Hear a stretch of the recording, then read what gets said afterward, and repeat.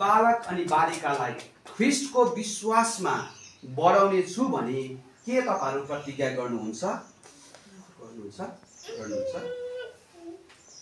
तपाईहरु जसले यो बालक अनि बालिकालाई ल्याउनु भएको छ, हाम्रो परमेश्वर जो हाम्रो सृष्टिकर्ता हुनुहुन्छ, भाइ बस ल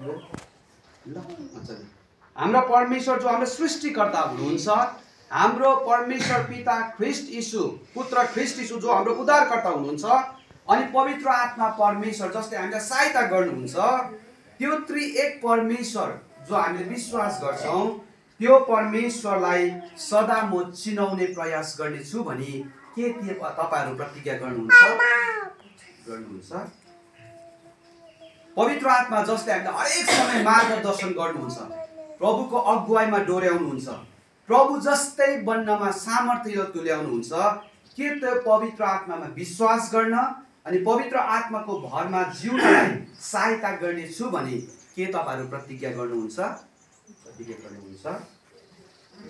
तपाईहरु जसले यो बालक अनि बालिकालाई यहाँनिर बप्तिस्माको लागि ल्याउनु भएको छ, अब जबसम्म यी बालक अनि बालिका ठूलो भएर पवित्र प्रभु भोजमा सहभागी बन्दैन, तबसम्म के तपाईहरुले उनीहरूलाई तपाईहरुको प्रार्थनाको जीवनद्वारा, तपाईहरुको घर परिवारमा व्यवहारिक जीवनद्वारा, तपाईहरुको हरेक कुराको सहायताद्वारा म ख्रीष्टको हुँ भनिकन के तपाईहरु उनलाई चिनाउने प्रतिज्ञा गर्नुहुन्छ?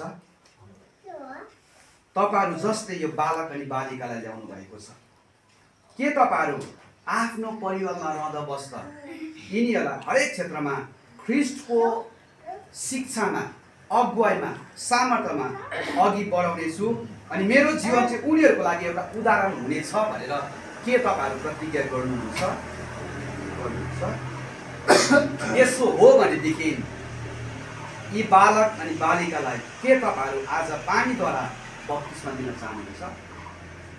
हवस्, तपाईहरु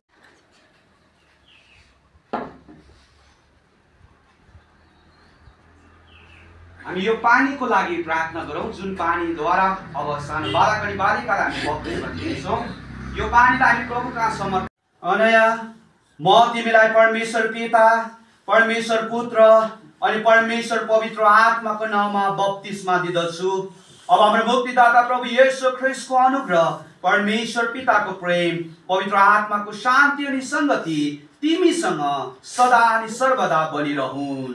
आमेन।